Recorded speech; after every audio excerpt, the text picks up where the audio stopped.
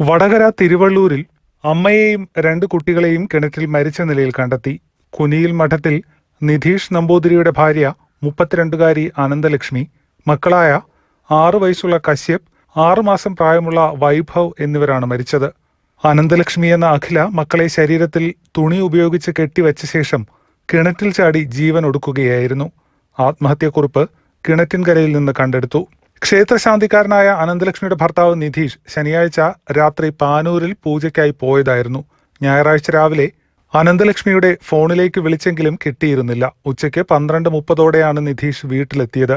ഭാര്യയെയും മക്കളെയും കാണാത്തതിനെ തുടർന്ന് കിണറിൽ നോക്കിയപ്പോഴാണ് ഒരു കുട്ടിയെ കണ്ടത്. നിധീഷ് ഒച്ചവെച്ച് പരിസരവാസികളെ കൂട്ടി. തുടർന്ന് നാട്ടുകാർ ഇറങ്ങി ഇളയ കുട്ടി വൈഭവിനെ പുറത്തെടുത്ത് ആശുപത്രിയിലേക്ക് മാറ്റിയെങ്കിലും മരണം സംഭവിച്ചിരുന്നു.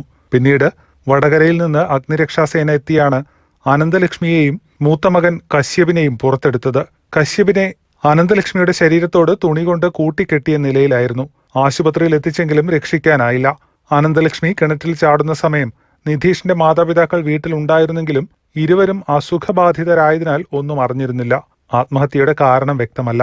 ഇവരുടേതെന്ന് കരുതുന്ന ആത്മഹത്യാക്കുറിപ്പ് കണ്ടെടുത്തിട്ടുണ്ട്.